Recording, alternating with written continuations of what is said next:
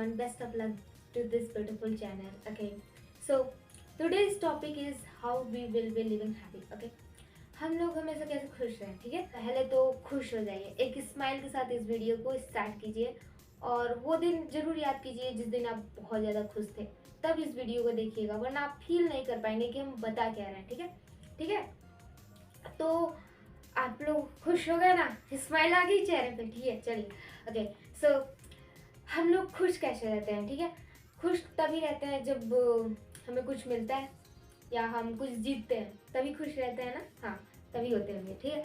तो हम लोग खुश रहते हैं जब भी when we want any things, जब भी हम कोई ट्रॉफी जीतते हैं या क्लास में फर्स्ट आ जाते हैं, फिर जीत खुश होते हैं ना, फर्स्ट सेकेंड थर्ड ऐसा, या कोई गेम जीतते हैं तब खुश होते हैं, है ना। या फिर कुछ अच्छा करते हैं तब खुश होते हैं, ठीक है। ऐसा भी होता है नहीं।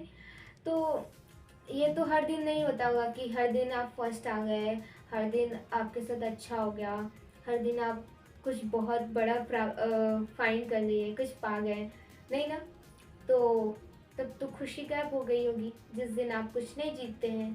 तो इसीलिए मैंने ये वीडियो बनाया, ठीक है, कि हर एक टाइम्स को एक स्माइल के साथ कैसे उसको जाने दें, मतलब उस टाइम का यूज करके कैसे वो करें। जैसे कि हम लोग बहुत ज़्यादा डिप्रेस्ड होते हैं।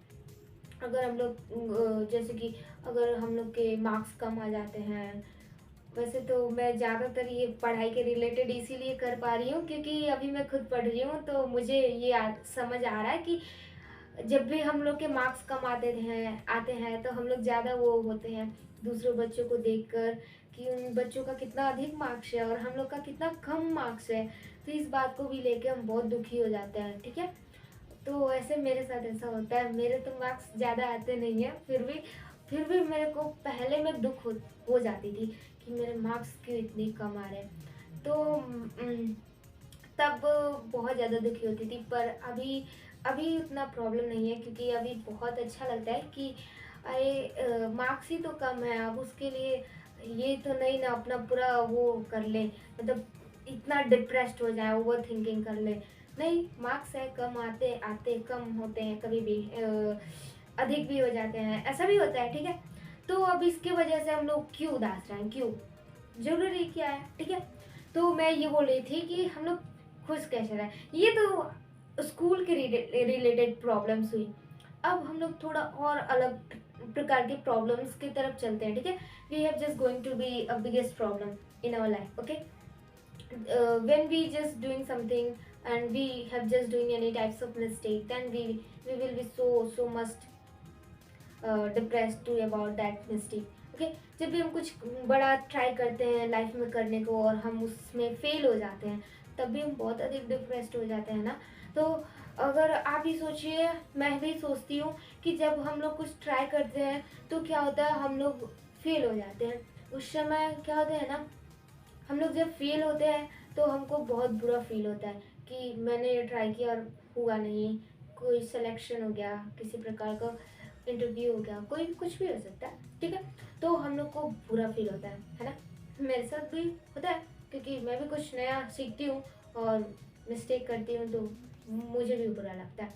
बट मैं सोचती हूँ बुरा लगने की ही बात क्या है, हाँ, आखिर बुरा की बात क्या है, क्योंकि मैंने ट्राई किया तो मिस्टेक हुआ, और मिस्टेक हुआ तो बुरा लगा, चलो जाने दो, बुरा को हटाओ।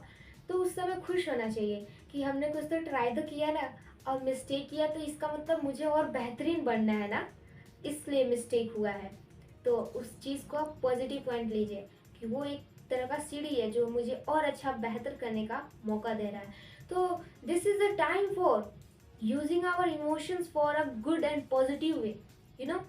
अगर इमोशंस का हम सही तरीके से प्रयोग करें, it's mean we have just using our emotion in the right direction, we have find a very biggest solution in our life, you know. जब भी हम किसी भी प्रॉब्लम्स का वो करें, थोड़ा सा उसमें अपना पॉजिटिव एफर्ट लगाए ना, तो बहुत बड़ा मतलब सोल्यूशन हो सकता है किसी भी प्रॉब्लम्स का, ठीक है। तो हम लोगों को खुश रहना है ना, ओके।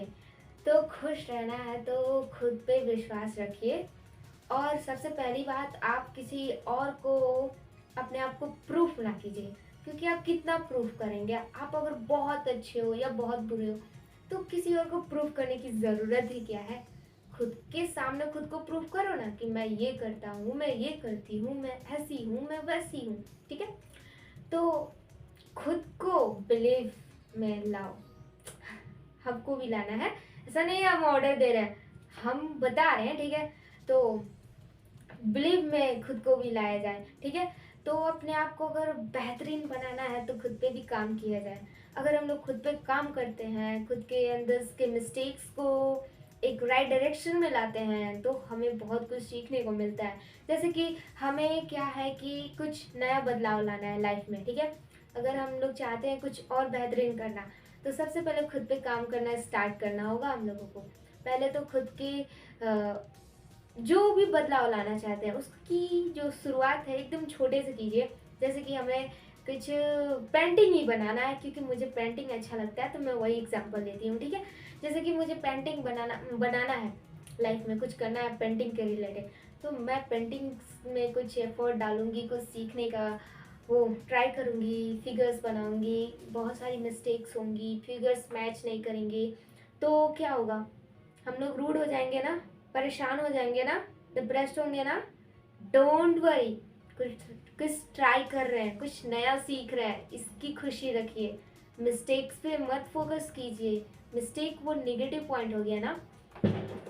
तो अब ये नहीं है कि हम लोग किसी एग्ज़ाम की तैयारी कर रहे हो, वहाँ मिस्टेक कर दिए तो नो प्रॉब्लम। अरे वो बात अलग है कि एग्ज़ाम का अगर कोई टॉपिक्स मिस्टेक हो रहा है तो हमें उस मिस्टेक्स को सुधारेंगे, सही हो जाएगा।